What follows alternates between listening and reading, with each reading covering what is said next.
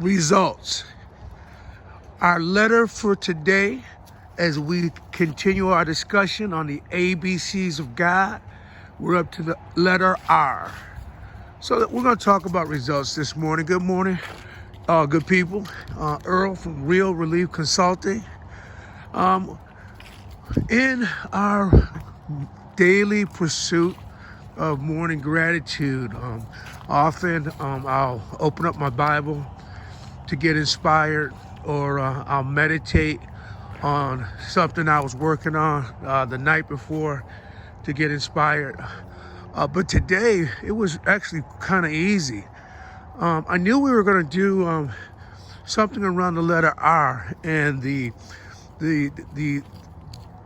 basis, the foundation of our academy is student results.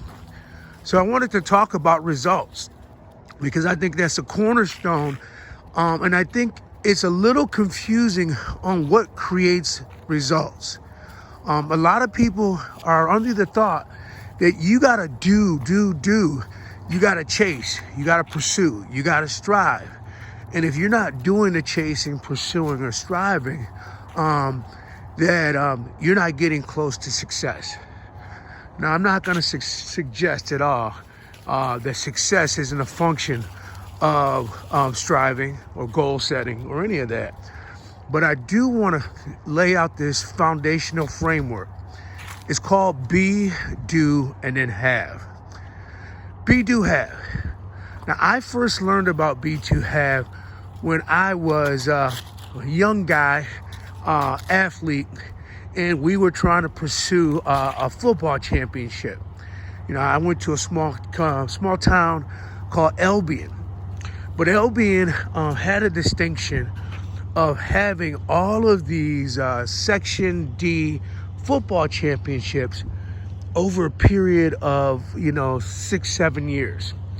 And to my credit, or to our credit, as a high school seniors, I think all combined, we had perhaps, in my whole 5 years playing football, 3 of them were on the varsity, I think we had experienced 3 losses.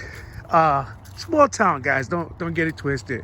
But it was exciting. It was thrilling to go to the Buffalo Bills stadium once a year to play in the championship. And, this is how old I am, guys.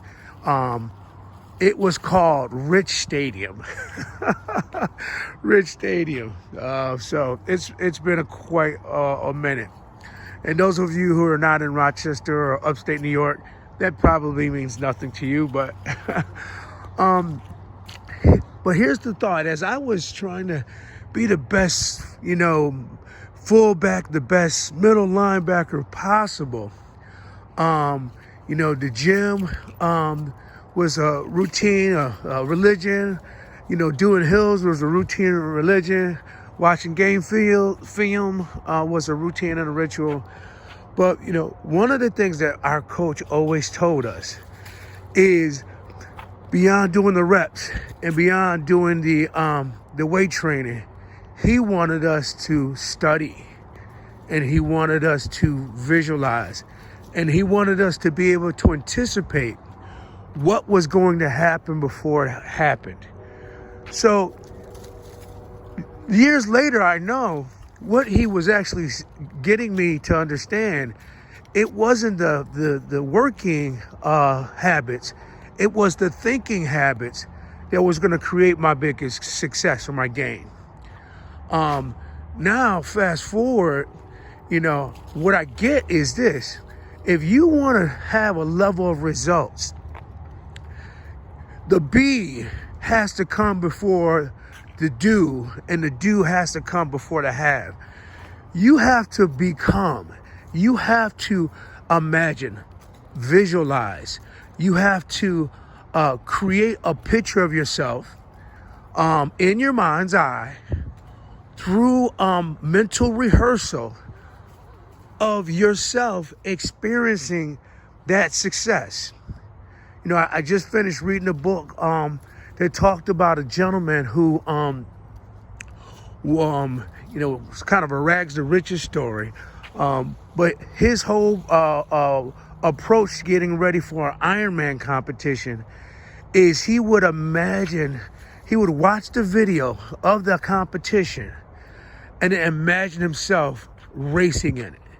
And he would do this sustained meditation for 10 minutes a day, morning, noon, night. And although he wasn't the fastest athlete, he actually got an invite to the Ironman competition. And what he did different was he imagined himself. He visualized himself into the situation.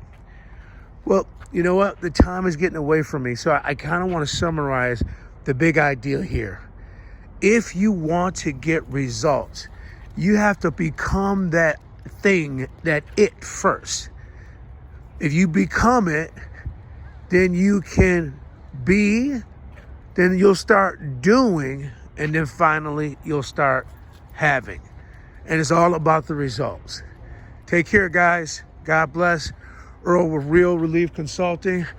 We are revitalizing the community, one broke, overworked, underpaid, obese, fat professional at a time. Take care, guys.